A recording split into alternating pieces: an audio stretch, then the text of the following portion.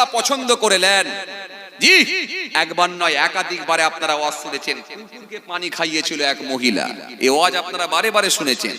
12 বছর জিনা করার পরেও কুকুরকে পানি খাওয়ানোর কারণেতে আল্লাহ তার পূর্বের গুনাহ হলো সালাত। সালাত নামাজ, নামাজটা পড়লে কি হবে? সোজা রাস্তা তোমরা খুঁজে পাবে। কারণ জোহর থেকে নিয়ে আসর পর্যন্ত ছোট্ট একটা বিরতি দেবে, গ্যাপ দেবে। জোহরের নামাজ পড়েছ, এরপরে আসরের নামাজ পড়বে, মাঝখানে একটা ছোট্ট বিরতি দেবে, গ্যাপ দেবে। কিন্তু এই বিরতির ভেতরে যদি কোনো অন্যায় কাজের দিকে অগ্রসর হও, তোমার বুকের ভিতরে একটা কম্পন হবে, এখনই আসরের নামাজ পড়ব, কেমন করে আমি অন্যায় করব। এই আসর থেকে নিয়ে মাগরিব মাঝখানে ছোট্ট একটা গ্যাপ, এখানে তুমি বিরতি দেবে। এর ভেতরে যখন লটারির টিকিট কাটতে যাবে, তোমার বুকের ভিতরে একটা কম্পন হবে, এখনই আসরের নামাজ পড়ে এসেছি, মাগরিবের নামাজ কিছুক্ষণ পরেই পড়ব, সামনে মাগরিবের নামাজ, কেমন করে আমি অন্যায় কাজ করব, কেমন করে লটারির টিকিট কাটব। বুকের ভেতরে একটা কম্পন হবে। এই মাঝখানে বিরতির সময় কোনো অন্যায় কাজ করবে না, নামাজ তোমাকে গার্ড করবে। মাগরিব থেকে নিয়ে এসা পর্যন্ত ছোট্ট একটা মাঝখানে গ্যাপ পাবে, বিরতি দেবে। এই বিরতি দেওয়ার পর এর ভেতরে যখন তুমি অন্যায় কাজের দিকে ধাবিত হবে, বুকের ভিতরে একটা কম্পন হবে, কেমন করে আমি যাব সামনে এসার নামাজ। এই মাগরিব পড়ে এলাম, আমার দ্বারা এই অন্যায়টা হবে না। এই জন্য আমার আল্লাহ সালাতটাকে এত সুন্দর করে দিয়েছে, যাতে করে মানুষ অন্যায় কাজ থেকে মুখ ফিরাতে পারে যদি সে সালাত আদায় করে। জোরে হয় না? আরো জোরে বলেন, আরো জোরে বলেন। আর যখন এই সালাত থেকে তুমি দূরে থাকবে, তখন অন্যায় কাজে তোমার হলেও কিন্তু তুমি আরো বুকের ভিতরে কম্পন হবে না, তুমি অন্যায় কাজগুলো থেকে বাঁচতে পারবে না। এই জন্য সালাত আদায় করবেন। সালাত আদায় করলে কি হবে? কোরআনে স্পষ্ট ঘোষণা দিয়েছেন, ইন্নাস সালাতা তানহা আনিল ফাহশাই ওয়াল মুনকার। নিশ্চয় নামাজ, নিশ্চয় সালাত, নিশ্চয় নামাজ সমস্ত রকমের পাপ কর্মগুলো থেকে, সমস্ত রকমের গুনাহ থেকে মানুষকে বাঁচাবে, দূরে রাখবে। বুঝতে পারছেন কথা? হ্যাঁ, তাহলে এবারে আসেন আসলে জায়গায় যাই। ধর্ম মানলে কাদের লাভ?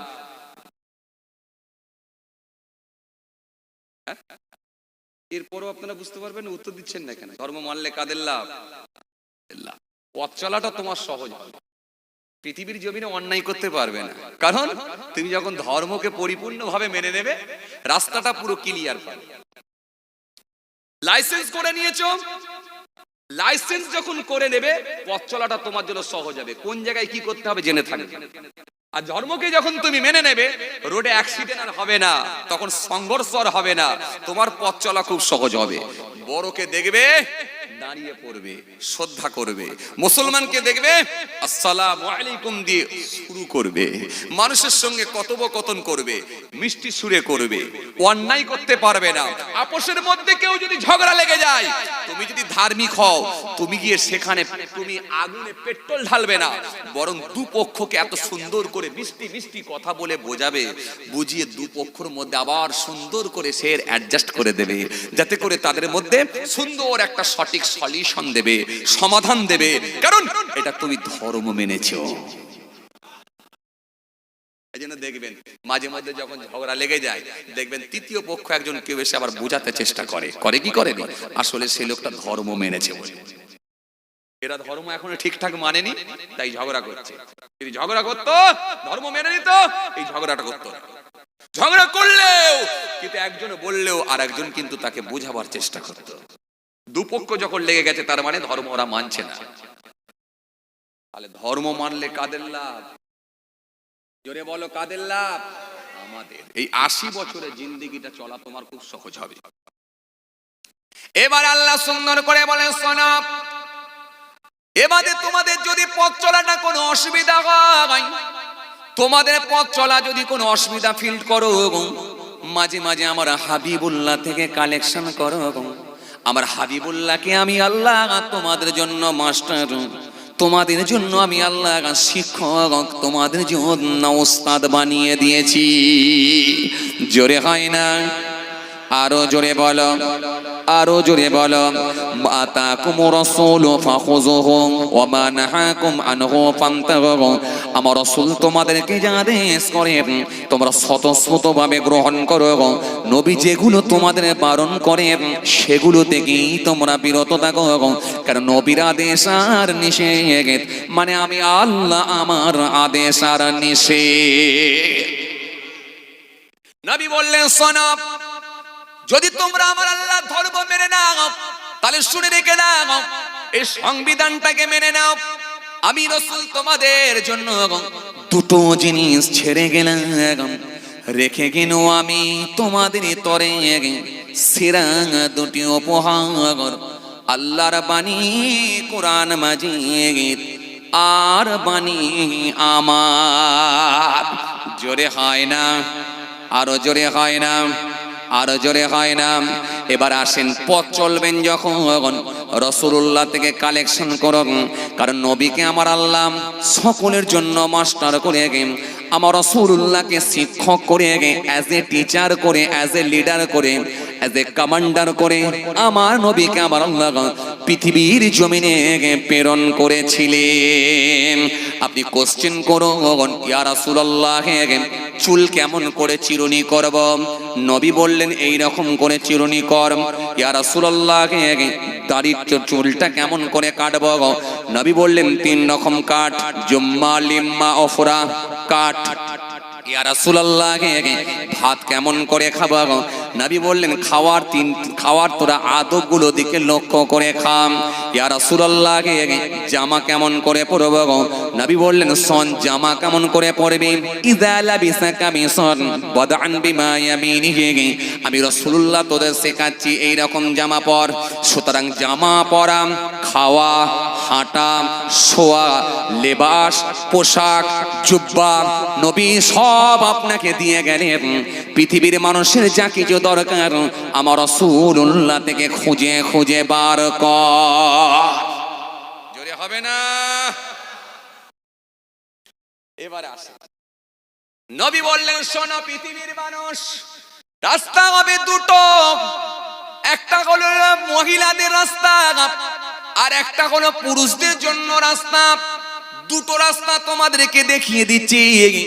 ও পুরুষেরা তুমি যেন তোমার রোড ছেড়ে এ রোডে আসবে না। ও মহিলারা তুমি যেন তোমার রোড ছেড়ে ওই রোডে যাবে না। যে যা রাস্তা দিকে তোমরা অগ্রসর হবে অ্যাক্সিডেন্ট হবে না।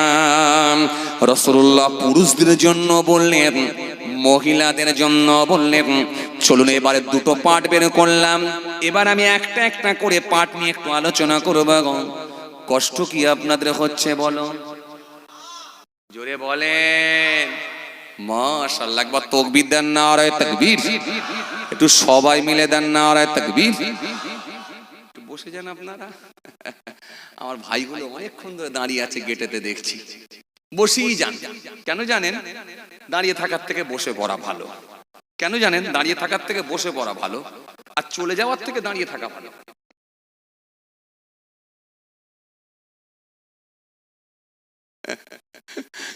আসেন চলেন, এবার আমি নবী থেকে একটু ধার করে নিই, করে আপনাদেরকে খালি বুঝিয়ে দেবো ব্যাস। তবে আমি প্রথমে কি বলেছিলাম, খুব কমন কথাবার্তাগুলি বলবো, কারণ একবার নয় বারবার শুনেছি, নতুন কিছু না, শুধুমাত্র জাস্ট খালি একটু মনে করিয়ে দেওয়া, স্মরণ করিয়ে দেওয়া, একটু রিপিট করে দেওয়া। কুরবানির বাজারে দেখেছেন না আপনারা, মাঝে মাঝে মাঝে মাঝে কাটারিগুলোকে একটু ধার দিতে হয়, ছুরিগুলোকে একটু ধার দিতে হয়। কেন বলেন তো? অনেকদিন হয়ে গেছে, জং পড়ে গেছে, একটু পরিষ্কার করে নেওয়া হলো, একটু ধার দেওয়া হলো, যাতে করে কাটতে সুবিধা হবে। জলসার মাহফিল দিয়েছেন মানে একটু ধার করে দেওয়া হলো, একটু ভালো করে জং ধরাগুলোকে পরিষ্কার করে দেওয়া হলো। তবে এমনটা নয় যে আপনাদেরকে নতুন করে আবার কিছু শোনাতে হবে, এমন না, সব জানা আছে, একটু জাস্ট খালি একটু ধার করে দেওয়া হচ্ছে, একটু মাঝে মাঝে মরিচাগুলোকে পরিষ্কার করে দেওয়া। আসে, এবার রাসূলুল্লাহ দুটো লাইন দেখিয়ে দিলেন, একটা হলো পুরুষদের জন্য আর একটা হলো মহিলাদের জন্য দুটো রোড আমার নবী দেখিয়ে দিয়েছেন। মহিলাদের রোডটা আমার নবী বললেন, হে দুনিয়ার মেয়ে মানুষেরা তোমরা কি করবে? আমি রাসূলুল্লাহ তোমাদের জন্য মাত্র 4টে কাজ দিয়ে যাচ্ছি। এক নম্বরে কি? আল মারআতু ইযা সাল্লাত খামসাহা ওয়া সামাত শারহা ওয়া হাসানাত ফারজাহা ওয়া আতাদবালাহা ফালতাদখুল মিন আবওয়াবিল জান্নাতিস সাত। রাসূলুল্লাহ বললেন মাত্র 4টে কাজ করবে। এক নম্বরে কি? আল মারআতু ইযা সাল্লাত খামসাহা, মহিলা 5 ওয়াক্ত নামাজ পড়বে। ওয়া সামাত শারহা, রমজান মাসে রোজা রাখবে। ওয়া হাসানাত ফারজাহা, নিজের শরীরকে ঢেকে রাখবে, আবৃত করবে, পর্দা করবে, ঢেকে রাখবে। ওয়া আতাদবালাহা, যাদের বিয়ে শাদী হয়েছে স্বামীর মন জয় করবে, স্বামীর সন্তুষ্টি অর্জন করবে, যে কোনো ভাবে স্বামীকে খুশি করে ফেলবে। যদি এই 4টে কাজ করে নিতে পারো, আমি রাসূলুল্লাহ বলি আমার আল্লাহ জান্নাতের দরজাগুলো খুলে দিয়ে বলবেন যে দিক দিয়ে ইচ্ছা প্রবেশ করো। আস্তে সুবহানাল্লাহ হলো না? বুঝতে পেরেছি। বউ যাবে মানে আপনি খুশি নন, কেস আমি ধরে ফেলেছি। তার মানে বউ যাক এতে খুশি নয়। কিন্তু তোমারই বউ গো ভাই, তোমার বউ গেলে তুমি খুশি নয়? আরে বউ তোমাকে পাঠাবো, একটু পরে পাঠাচ্ছি, বউ আগে যাক না, অসুবিধে কি আছে? কি বিপদে পড়েছি দেখো। চাচা মাথা লাড়ছে, দাদু মাথা লাড়ছে, তার মানে দাদি আগে যাক, এটা দাদু মেনে নিয়েছে। দাদু মাথা লাড়ছে, তার মানে দাদিমা আগে যাক, অসুবিধা নেই। কিন্তু এই ভাইগুলো ভাবিকে আগে পাঠাতে চাই। একটু জোরে বলেন না সুবহানাল্লাহ, একটু খুশি মনে বলেন না সুবহানাল্লাহ। মাশাআল্লাহ মাশাআল্লাহ। তাহলে কটা কাজ?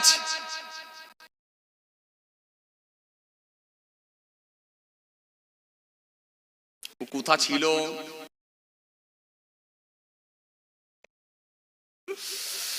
খুব ভালো লেগেছে আলহামদুলিল্লাহ। চলে, এই হাদিসটা কিন্তু খুব কমন হাদিস। এটা একবার নয়, বারে বারে আপনারা শুনেছেন, তাই না? তাহলে মহিলার জন্য কটা কাজ? 4টে কাজ। এক নম্বরে কি? বলো, নামাজ। দ্বিতীয় নম্বরে কি? রোজা। 3 নম্বরে কি? পর্দা, দেহ ঢাকা। 4 নম্বরে কি? স্বামীর খেদমত। ওটা খুব ভালো করে বলছে। হাই হাই, যে রাত 12টা পর্যন্ত ক্লাব ঘরে ক্যারাম বোর্ড খেলে মাঘ মাসের ঠান্ডা ঘরে এসে বউকে বলছে এই তরকারি গরম কর। বউ বলছে এই মাত্র একটু শুয়েছি, শ্বশুর শাশুড়িকে খেতে দিলাম, বাচ্চাটাকে ঘুম পড়ালাম, এই একটু শুয়েছি, গ্যাসের ওপরে তরকারি বসানো আছে, তুমি একটু গ্যাসটা ধরিয়ে গরম করে লাও না। বলে এই বেশি কথা বলবি নি, হুজুরের মুখে শুনলি না স্বামীর সেবা করলে তবে জান্নাত। কি বিপদে পড়েছি আল্লাহ। হ্যাঁ আসেন, এই হাদিসটা কিন্তু খুব কমন হাদিস, কিন্তু এই হাদিসটাকে নিয়ে যদি ব্যাখ্যা করা হয়, এই হাদিসটাই কিন্তু অনেক কথা বেরিয়ে আসবে ভাই। আপনারা ভাবছেন নামাজ রোজা এটা বড় সোজা, তারপরে এলো পর্দা, স্বামীর সেবা, এই দুটো কিন্তু খুব চাপের কথা। খুব কঠিন না? খুব কঠিন না? চাপের কথা। এবার আপনাকে একটুখানি বলবো, বলবেন হুজুর ভাইজান বাবাজি এই হাদিস তো আমরা বারবার শুনেছি, নতুন কি হলো? না নতুন নয়, পুরাতন। তবে আপনাকে আমি বলবো এই হাদিসটা যদি ব্যাখ্যা করা হয় এর লম্বা অনেক, এটা অনেক লম্বা হয়ে যাবে।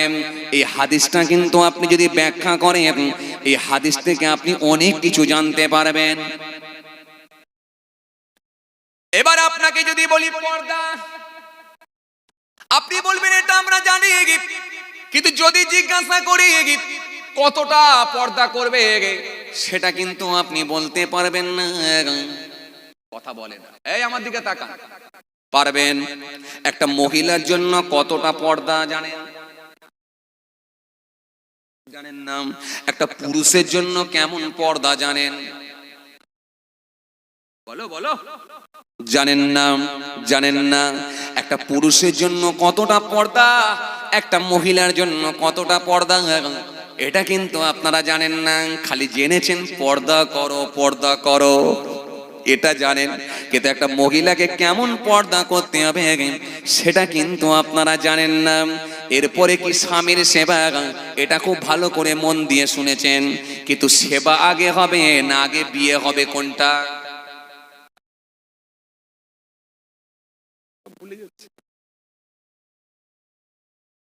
সেবা আগে হবে না আগে বিয়ে হবে কোনটা?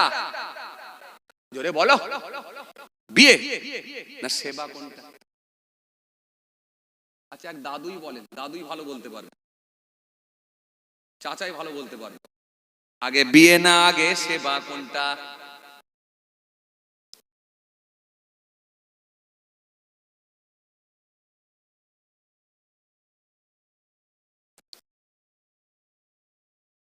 ঘুম পাচ্ছে নাকি আর? এই দাঁড়াও, এখন ঘুম কোথা যাবে? ঘুম ধরে নাকি? প্যান্ডেলের ভেতরেই ঢুকবে না ইনশাআল্লাহ ঘুম। একবার তাকবীর দেন না, আরে তাকবীর। কি রে ভাই, দিনের বেলা কি রোজা ছিলেন নাকি? তাকবীরের গতি একটু জোরে দেন না, আরে তাকবীর। যা বাবা, কিছু লোক যেন মুখ বন্ধ করে রেখেছেন, বলে হুজুর সব হুজুর এসে বলছে না আরে তাকবীর দিতে। আরে কেউ কারোর আব্বাকে ডাকেনি, কিন্তু ডাকছে কাকে? আল্লাহু আকবার, আল্লাহ সব থেকে বড়। বললে কোনো সমস্যা আছে বলো? কোনো সমস্যা? কোনো সমস্যা? সমস্যা নেই। কে আল্লাহ? কে আল্লাহ? আল্লাহু লা ইলাহা ইল্লাহু, আল্লাহ তিনি ছাড়া কোনো মাবুদ নাই। আল হাইয়ুল কাইয়ুম, তিনি চিরস্থায়ী চিরজীবী ছিলেন, আছেন, থাকবেন। লা তাখুযুহু সিনাতুন ওয়ালা নাউম, যিনি তন্দ্রা নাই, ঘুম নাই, বিশ্রাম নাই, আরাম নাই, সব বিষয়ে যিনি অবগত, সেই আল্লাহকে ডাকছি। সুতরাং জোরে হবে না আস্তে? হতে পারে কাকে কোন দিক দিয়ে আল্লাহ জান্নাত দেবে সেটা আল্লাহই ভালো জানে। কথা ঠিক কিনা ভুল বলেন? কেউ নেকির পাহাড় নিয়ে গেলেও বলতে পারবে না আমি জান্নাতে যাব। কোন কাজে যদি আমার আল্লাহ অপছন্দ করেন, হতে পারে সেটাই তার জাহান্নামায় যাবার কারণ হতে পারে। কোন ভালো কাজকে যদি আল্লাহ পছন্দ করে নেন, জি একবার নয় একাধিকবারে আপনারা ওয়াজ শুনেছেন, কুকুরকে পানি খাইয়েছিল এক মহিলা, এই ওয়াজ আপনারা বারে বারে শুনেছেন। 12 বছর জিনা করার পরেও কুকুরকে পানি খাওয়ানোর কারণেতে আল্লাহ তার পূর্বের গুনাহগুলোকে মাফ করে দিয়েছিল। ভালো লেগেছিল আমলটা, কাজটা ভালো লেগেছিল, বিচার হাবি ভালো লেগেছিল, আল্লাহর নামে তাজিম করেছিল, আল্লাহর নামে সম্মান দিয়েছিল। মাতাল হলেও কিন্তু আল্লাহর নামে তাজিম করার জন্য ওই ভালো কাজটা আল্লাহর পছন্দ হয়ে গিয়েছিল। আল্লাহ তিনাকে কবুল করে নিয়ে ওলি আল্লাহদের খাতায় তিনার নাম তুলে দিয়েছিলেন। জোরে বলবেন না?